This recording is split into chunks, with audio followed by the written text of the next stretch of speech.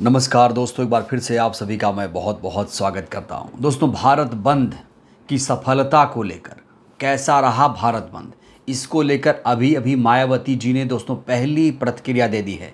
वैसे तो भारत बंद को कोई कह रहा है विफल है, कोई कह रहा है असफल है, लेकिन दोस्तों भारत बंद को लेकर, भारत बंद की सफलता असफलता को लेकर मायावती जी के क्या विचार हैं, इस पर दोस्तों आज हम चर्चा करेंगे। साथ ही साथ दोस्तों एक तस्वीर सामने आई है जिसको लेकर भी मायावती जी ने कड़ी निंदा की है। मैं चाहता हूं कि अपने वीडियो की शुरुआत दोस्तों इस तस्वीर से किया जाए, जिससे आपको भी समझ में आए कि जो लोग सड़क पर लड़ाई लड़ते हैं उनको कितनी कठिनाई आती है, जो लोग आंदोलन करते हैं, प्रदर्शन करते हैं, ज़मीन पर उन्हें कितनी दिक्कतों का सामना करना पड़ता है। दोस्तों, अब आपके स्क्रीन पर मैं ये तस्वीर साझा करना चाहता हूँ। ये देखिए, ये तस्वीर आप देखिए, ज़रा गौर से देखिएगा दोस्तों। ये तस्वीर दोस्तों, ये जो तस्वीर है ये भारत बंद के दौरान की है। भारत बंद में आपने देखा होगा कि बहुजन समाज सड़कों पर था, और यहाँ आप देखिए पुलिस बहुजन समाज पर किस तरीके से लाठियाँ बरसा रही थी। उसका एक प्रतीक, उसका एक ताज़ा उदाहरण दोस्तों आपके सामने मैं रख रहा हूँ। इस तस्वीर में आप सिपाही और संविधान रक्षक को देख सकते हैं। जो लोग आरक्षण बचाने के लिए उतरे थे वो कौन लोग थे? वो संविधान की रक्षा करना चाहते थे। दोस्तों, ये कौन लोग हैं जो सड़क पर उतरे थे? ये वो लोग हैं जिन्होंने मायावती की एक अपील सुनी और तुरंत सड़क पर आ गए। मैं तो खुद ग्राउंड रिपोर्टिंग कर रहा था भारत बंद की। मैंने खुद दोस्तों वहाँ पर देखा, पूरा पूरा नीला सैलाब सड़कों पर आया हुआ था। और ये जो तस्वीर है दोस्तों बहुत निंदनीय है। पुलिस का जवान यहाँ किस तरीके से बहुजन को लाठी मार रहा है, लाठी बरसा रहा है, दोस्तों पूरे देश भर में इसकी कड़ी निंदा की जा रही है। और दोस्तों इस तस्वीर को देखकर मायावती जी बहुत ज़्यादा नाराज़ हैं। मायावती जी ने इस तस्वीर को लेकर दोस्तों गुस्सा जाहिर की है। उन्होंने कहा है कि निर्दोष लोगों पर लाठी चार्ज इस तरह से करना कायरता की निशानी है, ये बर्बरता चलने वाली नहीं है। पुलिस ने जो ये कृत्य किया है वो निंदनीय है और दोषियों के खिलाफ सरकार को कड़ी कार्रवाई करनी चाहिए। वैसे तो ये तस्वीर दोस्तों बिहार की बताई जा रही है, लेकिन आप ऐसा मत सोचिए कि ये सिर्फ बिहार में हुआ है। ये तो एक एग्जाम्पल मैं आपके सामने रख रहा हूँ। कई जगहों पर दोस्तों पुलिस ने लाठी चार्ज किया है। कुछ जगहों पर लोगों ने उसे कैमरे में कैद कर लिया, कई जगहों पर लोग कैमरे में कैद नहीं कर पाए। बस इतना सा अंतर है। बहुत संघर्ष दोस्तों बहुजन समाज ने कल किया, बहुत संघर्ष किया। और दोस्तों भारत बंद के दौरान बहुजनों ने जो ताकत दिखाई वो भी काबिले गौर है। दोस्तों हर गली नुक्कड़ चौराहे पर सिर्फ और सिर्फ बहुजन समाज के लोग अपनी आवाज़ बुलंद कर रहे थे। जय भीम, जय जय भीम के नारे लगाए जा रहे थे। दोस्तों क्या आपको मालूम है, एक तरफ तो भारत बंद का ऐलान किया गया, दूसरी तरफ कुछ और लोग थे जो कह रहे थे कि भारत बंद नहीं होगा।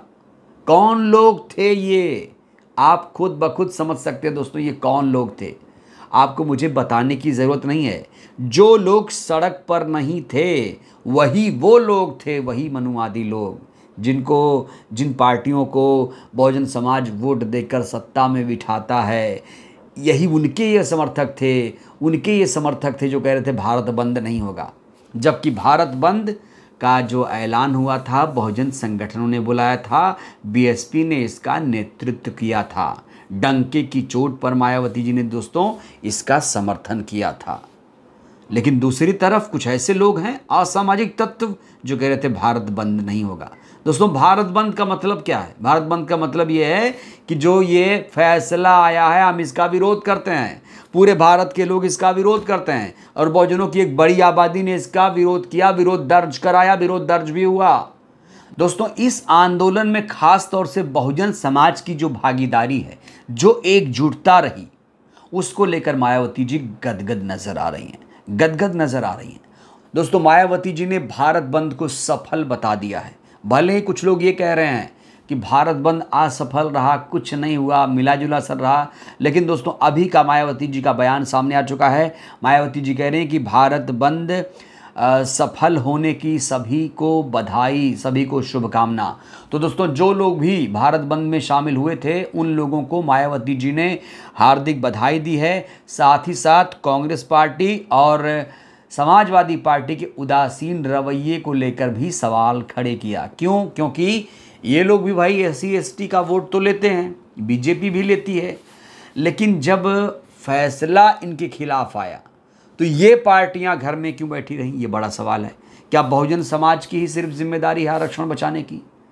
2024 के लोकसभा के चुनाव में तो सबने संविधान बचाओ लोकतंत्र बचाओ का नारा देकर वोट हासिल किया, लेकिन जब असली मायने में सड़क पर लड़ाई लड़नी थी तो ये लोग घर में बैठे रहे। और इसको लेकर भी दोस्तों मायावती जी नाराज़ हैं, कह रही हैं कि ये लोग सिर्फ और सिर्फ संविधान बचाने लोकतंत्र बचाने के नाम पर दिखावा करते हैं, ये ज़मीन पर उतरकर आवाज़ नहीं बुलंद कर सकते। वहीं दोस्तों मायावती जी ने केंद्र सरकार को एक बार फिर से आड़े हाथों लिया, फिर से निशाना साधा, कहा कि ताकत तो देख ली, सड़कों पर हमने ताकत तो दिखा दी, अब शीघ्र अति शीघ्र इस समस्या का समाधान किया जाए।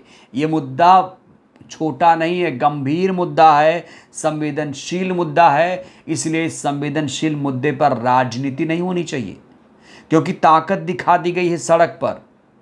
कोई हमारी पार्टी अकेले नहीं बोल रही है, पूरा का पूरा बहुजन समाज इसके खिलाफ है, इस फैसले के खिलाफ है। इसलिए सरकार अब देरी ना करे, जो भी सुप्रीम कोर्ट का फैसला आया है उसे रद्द किया जाए।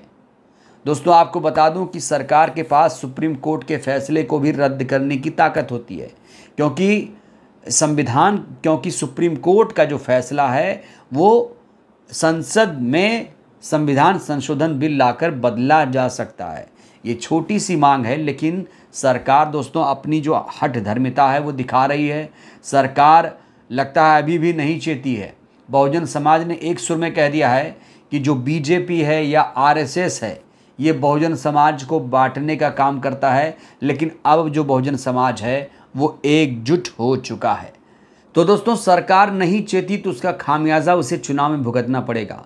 और मायावती जी कह रही हैं लोगों में ज़बरदस्त आक्रोश है, ज़बरदस्त आक्रोश है, नाराज़गी है, सरकार नहीं मानी तो खुद भुगतेगी। उन्होंने ना सिर्फ भारतीय जनता पार्टी बल्कि समाजवादी पार्टी कांग्रेस पार्टी को भी दोस्तों आड़े हाथों लिया। और दोस्तों मायावती जी कह रही हैं कि देश में करोड़ों SC ST वर्गों को आरक्षण के उनके हक और निष्क्रिय निष्प्रभावी बनाकर अंततः उसे खत्म करने की सपा कांग्रेस और भाजपा आदि के साजिशों से ये लोग कितने अधिक आक्रोशित हैं ये कल के भारत बंद से साबित हो गया। आगे भी उन्हें ये लड़ाई खुद ही अपने बल पर लड़नी होगी, तभी ये सफलता मिलेगी। तो लोगों को दोस्तों मोटिवेट कर रही है मायावती जी, कह रहे हैं कि आगे जो लड़ाई है घबराना नहीं है, मैं आप लोगों की लड़ाई लड़ती रहूँगी, मैं आप लोगों की लड़ाई का नेतृत्व करती रहूँगी और आप लोग साथ दोगे तभी ये लड़ाई जीती जा सकती है। SC ST दोस्तों बटा हुआ है, SC ST जो वोट है वो बटा हुआ है, वो एक मुश्त किसी पार्टी को मिलता नहीं है। मायावती जी कह रही हैं कि SC ST का पूरा वोट हमें मिल जाए तो हम काया पलट कर देंगे, हमारी सरकार बन सकती है। दोस्तों मायावती जी अभी वोट परसेंटेज के मामले में देखा जाए तो सबसे बड़ी पार्टी के रूप में है, अकेले चुनाव लड़कर 10% दोस्तों वोट शेयर उनके पास है। इस संदर्भ में देखा जाए तो मायावती जी के पास सबसे ज़्यादा वोट बैंक है। हालांकि गठबंधन में लोगों ने चुनाव लड़ा तो उनके पास ज़्यादा वोट बैंक आ गया, लेकिन अकेले अगर कोई पार्टी लड़ेगी तो 10% वोट शेयर दोस्तों हासिल करना मुश्किल हो जाएगा। तो बहरहाल दोस्तों भारत बंद को मायावती जी सफल मान रही हैं, कह रही हैं कि भारत बंद सफल रहा और आगे की लड़ाई हम खुद लड़ते रहेंगे और सभी को भारत बंद सफल होने की बहुत बहुत बधाई। बहरहाल दोस्तों इस वीडियो में फिलहाल के लिए बस इतना ही। भारत बंद को आप कितना सफल मानते हैं? मायावती जी की बात से आप सहमत हैं? अपनी प्रतिक्रिया आप लोग जरूर दीजिए। बहुत बहुत धन्यवाद, शुक्रिया।